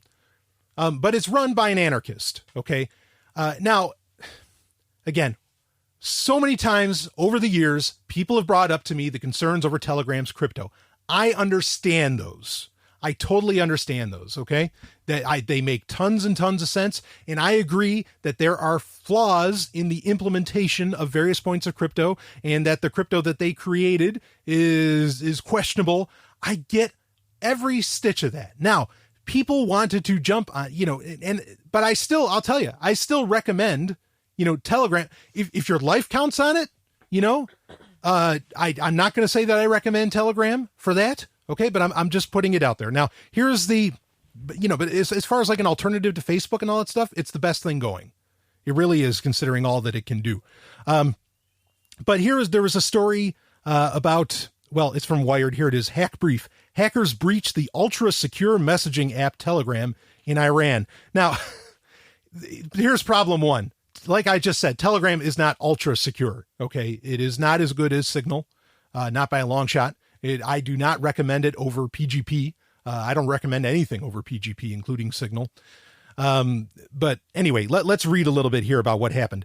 You're trying to protect yourself from the hacks and data breaches that make headlines every week. Great. Maybe you even switch to an encrypted messaging service that specifically touts its strong data protections. Smart. Or was it? In today's security climate, apparently no good deed goes unpunished.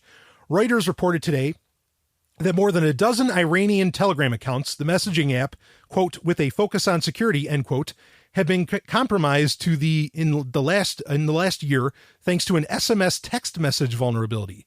That may not sound like many, but the whole idea of Telegram is that no one can read your messages at all. Any breach at all is troubling. Additionally, and perhaps more alarmingly, the hackers were able to access the phone numbers of 15 million Iranian Telegram users.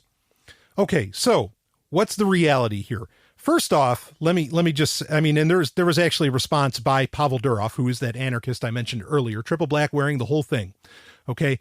The reality, first off, I want to say that the headlines being spread were that 15 million Telegram accounts hacked. At least Wired said in Iran. Most journalistic institutions did not say in Iran until you got into the story. Then you found out that this just happened in Iran. That doesn't lessen the blow. That doesn't make it any less egregious. Okay. But let's understand that it happened in one specific place, and there may be a quote unquote good reason, not good as in moral, but there may be a reason why that was so. Anyway, so what accounts that were literally cracked into and perhaps data, not just metadata, but data was looked at, there were only about a dozen of them. That's bad. That could have been easily solved by having two-factor authentication set up. Now, granted, this was an SMS crack, so there's a little bit of a problem with using, SMS as two-factor authentication because SMS is crackable. Okay, SMS is not the best solution out there. What you really want is you want to use, the token systems kind of like Authy or, Google Auth, whatever, system you decide to use, to get that token, that gives you the number for 30 seconds, blah, blah, blah, all that. That's really the best way to do it. But anyway, if there were, admittedly, because Pavel Durov in his defense, or in the article that he wrote up as a defense, he makes 2 points. One is that he says, if they just we've been telling people to use two-factor. If they'd used two-factor, those dozen people wouldn't have been affected. Maybe that is totally accurate. Okay. The other is that he said, they got access to telephone numbers, but that hack or crack against these people of revealing all of those telephone numbers would have been just as possible with WhatsApp or any other app that, that uses a telephone number for verification. Okay. So, bottom line being is that it's not a failure in Telegram's crypto. It's a potential failure in every messaging app's, kind of crypto or implementation. And they claim that they already changed up the APIs back in January of this year to solve that from ever happening. So this is something that took place, in the past. We're just now kind of finding out more about it, that it happened. So anyway, with Telegram and all this, yeah, it's terrible that the crack happened. No question about that.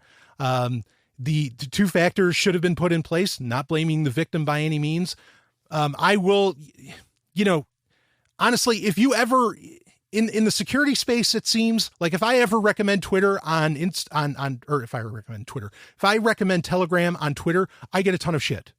It's ridiculous, how people, get hot about this when a lot of what happened here, could have happened really with any messaging platform. What I think is really interesting about this, it's amazing how much, like, no other messaging app gets the kind of heat that Telegram does. No other messaging app really gets kind of the attention that Telegram does. And I am just going to, I'm not saying I believe this. I'm just going to toss this out there, this possibility that I think there is a near conspiracy against Telegram. Because it's run by an anarchist, because nobody, it doesn't play ball with news organizations and pay them money to promote it. Okay. Because, it's run by an anarchist. It's not run by somebody who's in the knee deep in Silicon Valley and all that. I think to some degree, there's genuine problems with Telegram. Okay. And I agree with them, but I'm just saying it's odd how much negative press the Telegram gets when there's so many other messaging apps that are far, far worse that no one ever rips on. And even ones that claim that they're somehow encrypted. I think it's damn strange. Like, I'm not saying that I believe that, but I wouldn't be shocked if there was some kind of, grand conspiracy against that company. All right, woo. Hey, speaking about, if you want to talk about getting, securing up, shoring up what you do online, yeah, I ran right into a live read with this one. I want you to go to solutions.zog.ninja, okay? You can hire me, the Golden Stallion, to help get your crypto game in check. Let's do this. Solutions.zog.ninja. All right, let's get back to Sovryn Tech.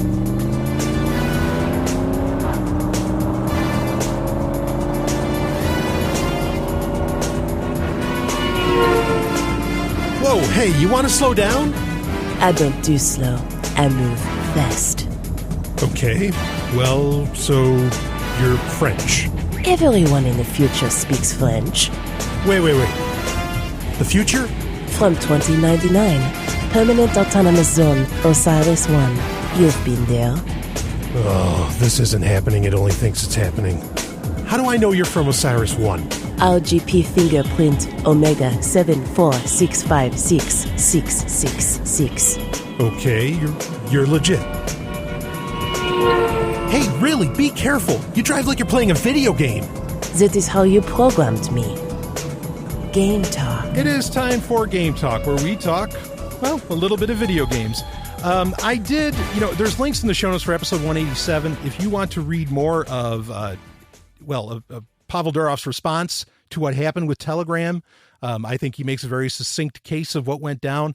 And again, there's something to be said for the fact that this guy does not play ball with, various intelligence organizations. He doesn't. And the company, Telegram itself, is always on the move. I mean, they're kind of everywhere, so that, nobody can get at him. I mean, it's really interesting. It's pretty cool. So anyway, all right. So let's get into the Game Talk here. And this is kind of a security story. And this is interesting. I'm going to bring to light to you an organization that I think is worth looking out for. And their name is Black Market Watch. Now, there's, one way I can interpret that name as being a positive thing, because I think black markets are great. I'm a full-on black marketeer. But this is actually what they're trying to do, is they're trying to put an end to black markets. And it's called Black Market Watch. But anyway, let's read. This is from Torrent Freak. Report: operating systems should actively block pirated downloads. Apple, Google, and Microsoft are in an ideal position to deter piracy, according to a new report published by Black Market Watch and the Global Initiative Against Transnational Organized Crime. The controversial report opts for voluntary or mandatory blocking of pirated content on the operating system level. Let's read a little bit of the story here. When Windows 10 was launched last year, rumors spread that the operating system was equipped with a built-in piracy kill switch. According to some reports, this would allow Microsoft to nuke all torrents downloads from the Pirate Bay and more. A scary outlook, but also a massive exaggeration for now. We covered that story, actually, and we pretty much came down to the fact that, or at least my opinion was, with that story about Windows 10, where they could stop pirate software from running, was really just about the fact that they don't need to put a stop to, illegal versions or pirate versions of Windows running and all that. Like they've got that licked. So now they can concentrate on that. And now it was really more about them stopping pirate versions of Office and Windows from running. That's what I think that was about. It wasn't about going after gaming, which is what everybody was claiming, or about torrents in general. Reading on, the controversy originated from a single line in Microsoft's service agreement, which allows the company to download software updates and configuration changes that may prevent people from playing counterfeit games. Technically, and I mean, it may have to do with Microsoft's games as well, admittedly. But I mean, Microsoft's running towards UWP, so they're taking control over, the Universal Windows platform, app platform. They're pretty much able to control piracy just by shifting everything over to the UWP. But anyway, let's read a little bit more here. However, this week, the issue was highlighted again in a report published by Black Market Watch and the Global Initiative Against Transnational Organized Crime, which made several recommendations on how online piracy could be tackled in Sweden. While most of the media attention focused on the role of ISPs, there is an even more controversial proposal that has been largely overlooked. According to the report, pirated content should be banned on the operating system level. Quote, Other players that possess the potential ability to limit piracy are the companies that own the major operating systems which control computers and mobile devices such as Apple, Google, and Microsoft, end quote. One of the main conclusions reads, quote, the producers of operating systems should be encouraged or regulated, for example, to block downloads of copyright infringement material, end quote, the report adds. The report references last year's Windows 10 controversy, noting that those concerns were great enough for some torrent sites to block users with the new operating system. While Sweden doesn't have enough influence to make an impact on these global software manufacturers, applying pressure through the international community and trade groups may have some effect. So I'm going to stop reading it there. I put 2 links in the show notes that if you want to read more about it, because they also, and this is an interesting point to bring up, is that this Black Market Watch and the groups that they're working with also were petitioning ISPs, particularly in Sweden. That's the only place right now they have some sway. And what happened, interestingly enough, is that the ISPs said no. They said, we are not police. Kudos to the fucking ISPs in Sweden for saying that. Because, Black Market Watch is saying, ISPs, you need to do something about piracy and you need to do it now. And the ISPs pretty much uniformly just came back and said, absolutely not. This is not our job. This is not what we do. We are dumb pipes and we're going to keep it that way. Kudos. Right fucking on. That's the way to do it. I have the story in the show notes for that if you want to check it out. Okay, but now about this being implemented on the operating system level. Like I said, my theory is that Microsoft is really only concerned with having control over their own little platform and what they create out of that platform. They are not going to stop piracy outside of that. And in fact, honestly, like even if Microsoft did something about, say, piracy on the level of, their operating system getting used, guess who is going to get shut down first? The U.S. military. So maybe it's a good thing, because the U.S. military uses pirated copies of Windows writ large. So maybe, hey, fucking right. Actually, tell you what, Microsoft, why don't you go after the pirates? The pirates is the U.S. military. No, I don't want that to happen. Okay. But because I want choices, regardless of what are the, what comes out of those choices, choices in life. So what, how is this all going to shape up? Is anything like this going to happen? Yeah, I think that this is, it's possible that at some point, and they're really already going this direction. Windows 10 with getting people onto the universal, UWP, getting them onto the, the app platform there through the Windows Store.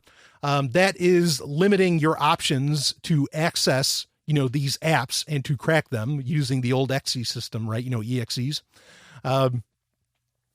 Apple's doing the same thing with macOS, where they're locking everything down into the Mac App Store. Okay. So this is, this solution that they're talking about in many ways is already happening. Okay. But there's going to be, I think there will always be a system. And I think even Microsoft's going to do this, just like now they are offering to power users with, this is something that came out in the anniversary update and I checked it out and hot damn, does it work really well, is you have the bash prompt now. You effectively have like Ubuntu to some degree built into Windows 10. you have the bash prompt. And you can take total control. You can go nuts with the operating system with that, outside of the kernel, of course. It's actually really cool. I'm not saying use Windows, please. If you want the bash, use Ubuntu or Triskel or whatever, just use Debian straight. Okay. But I thought that was really cool, that's possible. So I think what's going to happen is that eventually there is going to be with these operating systems, what I hope happens is that either people will all just run off to Linux or BSD, and that's I think that's a great thing to happen. Or, to be able to use this stuff and to be able to continue to play games. And maybe this is part of what Gabe Newell knew what was happening and what was coming down the pipe from Windows. And so that's why he created his own operating system. That's why he created SteamOS. So that way this doesn't, things like this aren't really an issue, because the potential to stop pirate software is the potential to stop any software from installing. That's the important thing to understand here. It's not just about piracy. This control doesn't just give control over pirated software. It gives control over all software. And maybe that, like I say, maybe that's why SteamOS, was being created. But probably what I'm hoping is going to happen is that companies like Apple and Microsoft, what they will end up doing is they will make a developer mode, much like you can do on your smartphones. Okay. You can go into a developer mode and you can, run just about anything you want on those, right? You could run third-party apps and all this different stuff. That's probably what's going to have to break down. I mean, that doesn't mean it's good. I don't agree with Microsoft doing this, or with any operating system, any company that puts out an operating system implementing these kinds of controls, even if they're optional, because probably what they'll do is they will make it opt out. Like, you'll have to opt out of it, or you'll have to opt into the ability to download, whatever software you want. I could see that coming for Microsoft, for Windows, to where you're going to have to hit a checkbox to be able to use anything that isn't that isn't a UWP app, right? That you don't get out of the Windows Store, which would suck, because I use all kinds of software. Well, it doesn't suck. I can just turn it off, or I can go and use Linux or something. But there's tons of software that I use outside of the Windows platform, or outside of the Windows Store, outside of the Universal App platform. I use, obviously, Audacity to record this. There's a long list. So this is kind of concerning of what's coming down the pipe. I'm so glad that in Sweden that the ISPs said, fuck you. We're not going to have any part of stopping torrents or piracy or anything like that. Because again, this is, you're going for the broad side of the barn. Because there's so many good things. There's so many perfectly legal things. Not that I care about legality. I'm an anarchist. Okay. But there's so many totally legit or legal things within the status paradigm. All right. That you get through torrents that are fine and dandy, that there's no reason you should put a stop to. And in fact, you really, you do a disservice, to education and personal education and other forms of education, which I would say there's only one, and that's, what you learn on your own. School's bullshit. Okay. But, that when you start to shut down torrent sites, torrents in general, and you go after anything that just doesn't fit, with what you sold to people, this is all about just being able to really have control over distribution centers again. That's really the bottom line, that I think this whole black market watch thing is going for. And, and that's terrible. But these these kind of organizations, they exist, they're out there. Fortunately, it seems like they're being told, get the hell out of here. You don't understand anything. And that's probably, that probably highlights the point, is that these people don't understand how these systems work. And that's the ultimate comfort, is that because they don't understand how torrents actually work, or how operating systems actually work, or how, software development actually works, or how software use even actually works, that they're never going to win, because they're just too stupid. They said they want to regulate people. Unbelievable. But how is that going to work out for people? What's probably going to happen? Let's say they did regulate Windows to where you need to put a stop to all that stuff. You know what's going to happen? Honestly, I think what would happen is you'd have another case of Windows XP-N. Now, if you don't know what this is, this was a EU version of Windows XP. It was called like Windows N or Windows XP-N. The N, I forget exactly what that stood for, but it could just as well stand for no browser, because Windows XP had Internet Explorer so deeply baked into the operating system that it went against anti-competitive laws in the EU, in the European Union. So Microsoft had to fit in with those, anti-competitive laws or antitrust laws, whatever you want, over there. They had to create a specific version of Windows XP that did not come with Internet Explorer. Okay. And that's likely what's going to happen, is just, because there's no way that this is going to work across the board. It's just not. I can picture so many countries that are going to say, fuck you, we're not going to implement this stuff, because a lot of them are developing countries and they want all of the options, possible with working with Windows and all of this. So I don't see it. I really don't see this getting implemented in any, system-wide fashion. There's aspects of the system where I could see that becoming a thing. I could see where Windows 10 really wants to make sure you're using genuine Office, or you're using, like a genuine version of Halo or something, right? Kind of like how Halo 2 only worked with Vista. I could see that, but system-wide, no, they're going to fuck with too many gears in the machine. I think if they do that. So I don't see this. I don't see this becoming a thing. I'm glad it's getting reported about, and we know that organizations like Black Market Watch are out there, but know that, they're probably just it sounds like they're a gaggle of morons, and they're not going to be able to do anything. Okay. So don't worry. Just breathe. I'll be back with more. You're listening to Sovryn Tech. Tonight, Knight Rider who crashes into your living room. I don't believe this. Well, you'd better believe it. A lone crusader for justice drives this crime crasher. The world's most fantastic car. And together they can do just about anything. After all, we're only human. Don't press your luck. And now buckle up for action with the fastest show on television, Knight Rider. See Knight Rider online today. And now back to Sovryn Tech.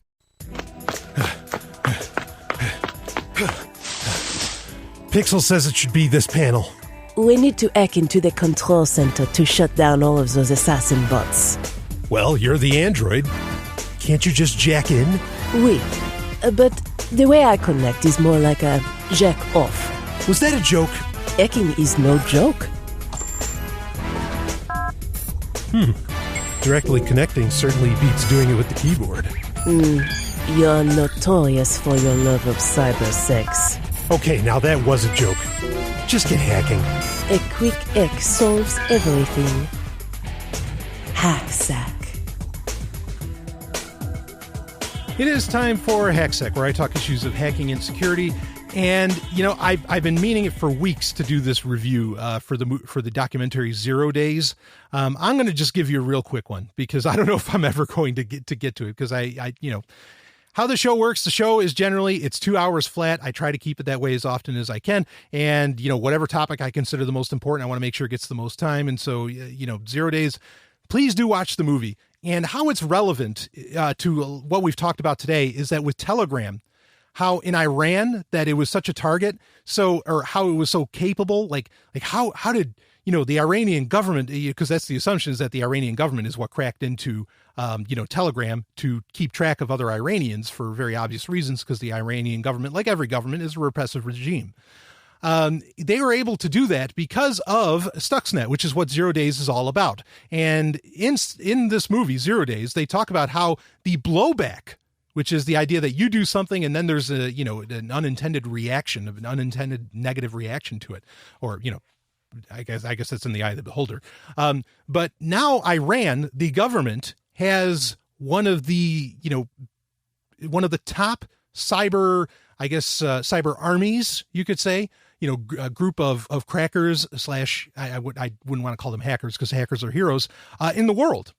And so, yeah, they were totally able to do the business, you know, on Telegram because of, but this, you know, Iran didn't have a cyber army before what happened with Stuxnet, at least not like the one that they have now. And that's sort of what a lot of this movie brings up. It also brings up the dangers of the fact that Stuxnet can, you know, it can infect anything. And it's just this wild, you know, beast running around that could shut down the power in an entire country if it wanted.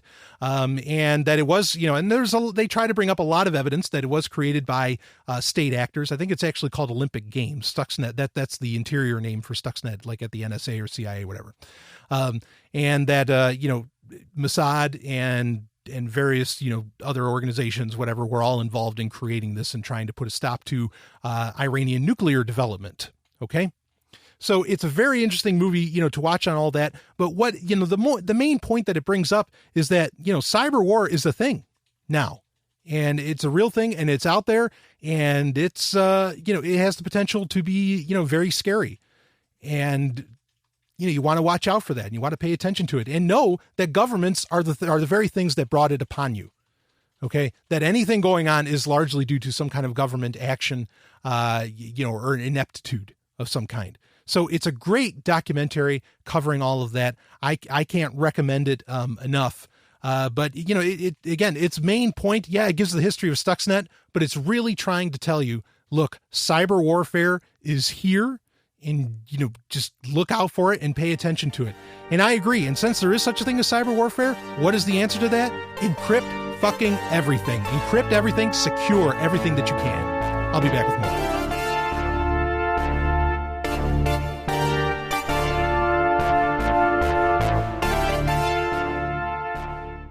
The reviews are in, and Babylon 5's a winner. The New York Daily News says Babylon 5 could make Star Wars look like a walk in the park. The Chicago Sun-Times calls it a welcome addition to the sci-fi universe. Impressive, perfectly scaled for TV, raves the LA Times. And the Kansas City Star says Babylon 5 is one space station you're likely to want to visit frequently.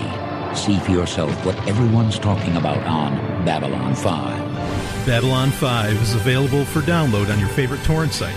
See it now to experience the greatest show in television history. Babylon 5.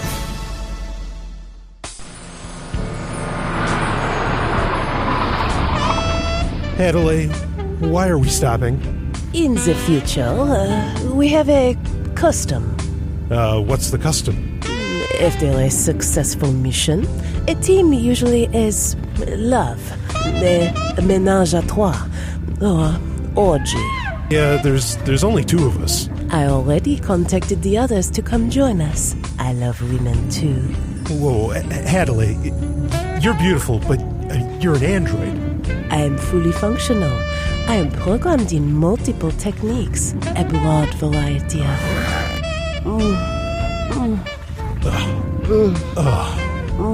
Wow, I guess so. You did say you move fast.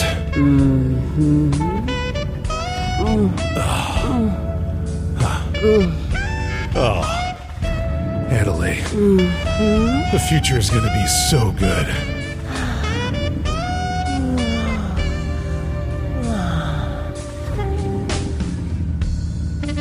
The Climax. It is time for the Climax, where I can talk about whatever the hell I want to talk about. And I actually have kind of a request to talk about something this week. I was going to do, speaking of reviews, I did that really short review for 0 days, which, I mean, don't be afraid when you watch that. I mean, don't live in fear by any means. Just get your cyber act together, get your, get all that stuff, all your ducks in a row. And of course, if you want to do that, solutions.zog.ninja. I'm happy to secure your organization, small company, even activists and individuals willing to work with. But anyway, somebody had asked me to talk about Comic-Con, of all things. Like I said, I can talk about whatever the hell I want to here. And so I'm going to. I was going to do a review. There is a book review. I am going to put that off to next week. I thought was actually a very interesting book that I will be reviewing. And it's a libertarian / anarchist book. And I will, I'll talk about it then. Which, boy, that's the other thing too. I had, I'd said like last week, I think it was that I'm just, or maybe it was in a Patreon content. I get confused sometimes, which again, get on that stuff. That I'm going to steer away from kind of bringing up a lot of this libertarian anarchist stuff. And I broke my own rule already. I started bringing it up in this because I can't believe that that people are not calling the bullshit on Steemit, that are supposedly very economically versed. They should understand that this is all a failure, and supposedly very intelligent people, and they're still, promoting it. And again, I think it's a pump and dump. And whatever, I guess some people are okay with, schemes. Well, whatever. Let's talk about Comic-Con. Comic-Con is often called the Mecca of nerddom. It is where everybody gets together to talk about all things science fiction, fantasy, comic books, all that good shit. It has definitely become very mainstream.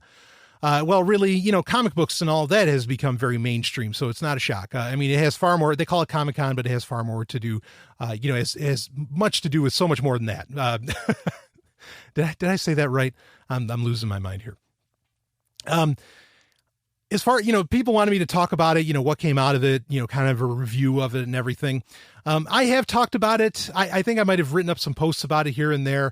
I'll just break it down. There was it was definitely I think there's kind of a quiet competition over the past few years over, with various, companies like Marvel, DC, of course, yes, they are owned by parent companies. Marvel is Disney and all this, right? And Star Wars and Star Trek and all these different franchises are really, I feel like they're starting to compete with each other over who wins kind of Comic-Con. And you have the very famous Hall H there where, you go into Hall H and, and they have panels where they reveal, movie trailers and they talk about all this stuff and they have Q&A sessions and it's all very interesting. In fact, the best thing at Comic-Con, I'll tell you, the best thing is they have, I think it's like the last, Robert Meyer Burnett runs this.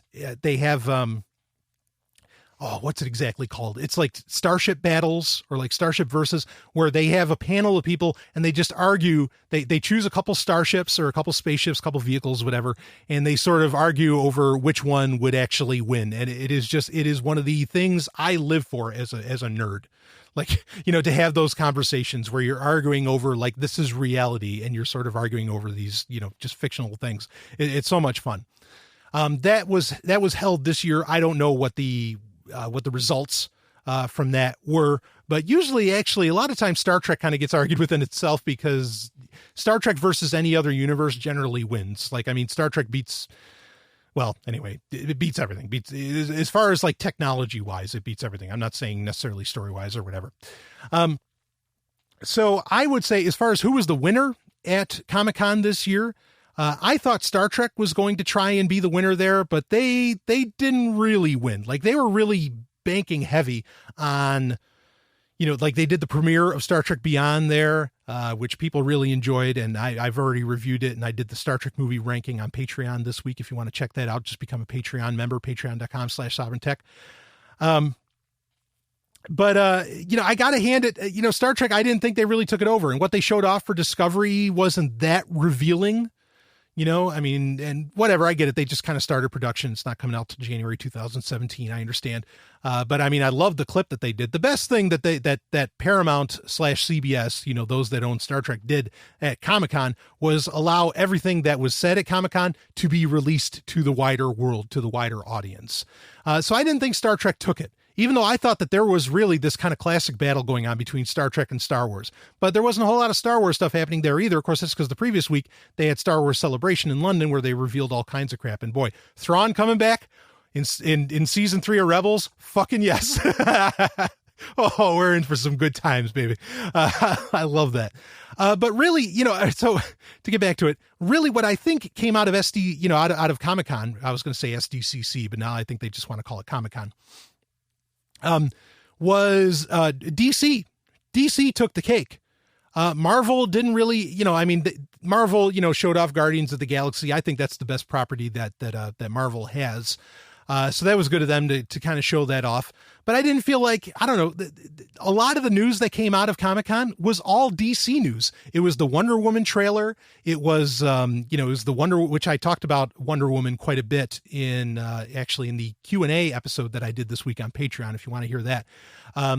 But which looked pretty good. I still have issues with Gal Gadot, not her acting ability, not,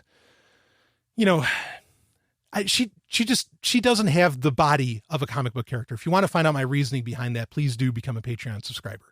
Okay. So Wonder Woman, in the trailer for all that looked amazing. I'm really, and I like the fact that Chris Pine, actually, that was kind of another boon for Star Trek because you had Captain Kirk, as the lead character, that being Chris Pine, who plays Captain Kirk in the new Star Trek movies, being the one of the leading roles in the top movie announced at Comic-Con, so right on there. The Justice League trailer looked amazing. In fact, that looks great.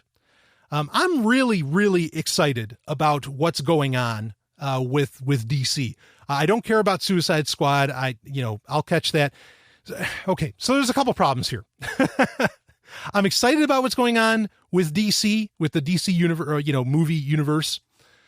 But at the same time, they seem to have issues with, because now they're already talking about, with Suicide Squad, that actually there's another edit of the film that you may get to see when the Blu-ray comes out. And I'm really reticent to go see a movie in theaters if the better version of the film is just going to come out on Blu-ray.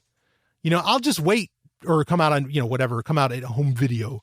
I'll just wait for the home video versions of all this stuff. I didn't go see Batman versus Superman in theaters. I saw the Ultimate Edition, and that's the only one I care to watch because you know what? I can definitely say that was great.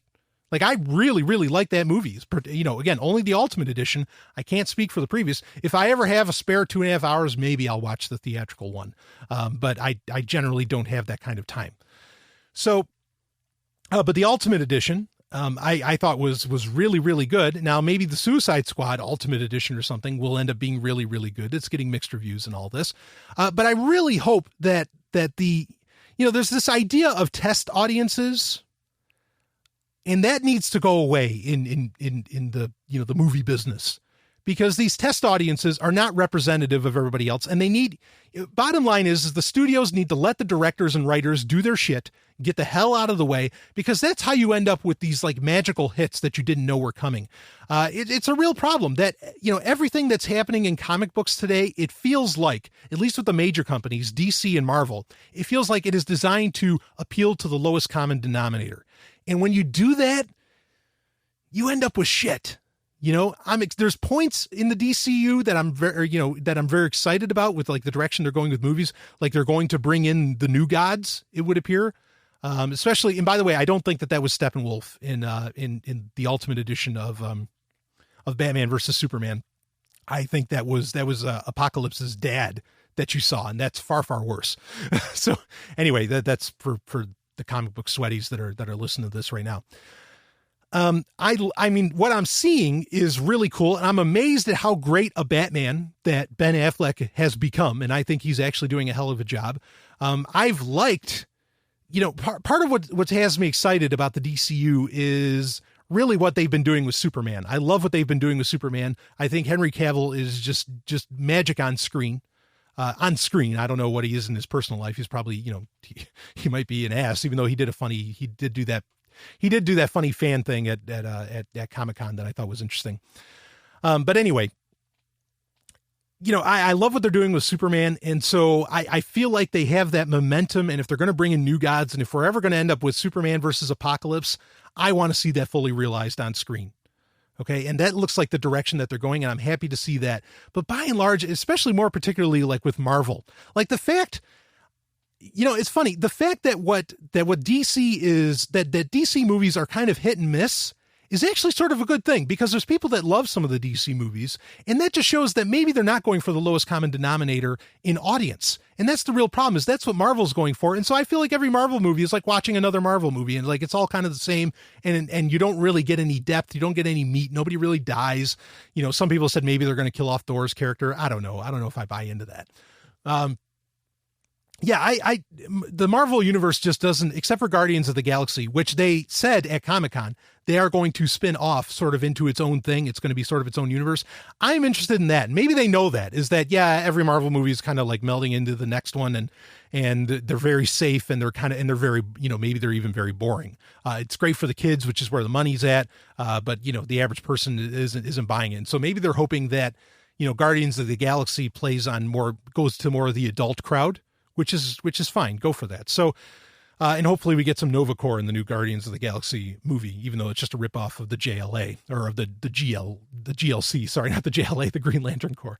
But the Justice League movie actually looked really good, and I'm impressed that they came out with a trailer so quickly. I'm excited about that. It'll be great if DC. My point is that they're laying hints at going towards the Jack Kirby New Gods stories, okay, with Apocalypse, and all of that. If they're going in Orion, if they're going that direction, great, because I don't think you can really kidify that. All right. They're making movies for adults and more for people that are grown up. And, that makes sense, because a lot of these movies aren't coming out for a few years. And the, 12-year-old that you wowed with Batman versus Superman, perhaps in theaters, is going to be, more of an adult come the time that these movies come out. So it's a long play. So I can appreciate that sort of thing. But the DCU, I like the direction they're going. Comic-Con, a lot of the stuff that got announced, like I said, I thought was, it was pretty interesting. There weren't a whole lot of other things that came out of it. One thing that I don't like DC's, I don't care for comic book television shows. I really don't. I don't like what CW is doing. I know everybody loves the Flash show. People love Daredevil with Marvel, on Netflix and all this stuff. I don't add those into my pantheon. Into what I read, or into what I intake as far as entertainment. I still read, tons of comic books, and a lot of those characters, like DC Rebirth. I had a friend who recommended it, said, Brian, you got to read this. You don't understand. It's actually working out really well. DC Rebirth has been pretty good, but I'm still totally confused, because they've rebooted their, DC Comics has rebooted their universe a million times. So I don't know what the hell's going on there. But anyway, The main takeaway from Comic-Con was what's happening in DC movies, in my opinion. Those are the only things that excited me. Everything else, the television shows, all that stuff, I don't really care. There's so much comic book television out there. I don't know how anybody can keep up and still watch some of the good shit that's out there, or even get involved into the classics that exist. So, yeah, Comic-Con was kind of cool, but, you know, the main things for me were Wonder Woman and the Justice League. So there you have it. My review of the San Diego Comic-Con. Hopefully it'll end up in Las Vegas next year. I've heard rumors of that. It really needs to be there. Donate if you love the show. Carpe Lucem. Woo! I'll see you on the other side. You just experienced Sovryn Tech. Go to sovryntech.com. That's SOVRYN tech.com. And connect with us there. Find links from today's show and catch our podcast feed. Sovryn Tech is copy heart. Copying art is an act of love, and love is not subject to law. So please, share the show however you like. Welcome to the evolution.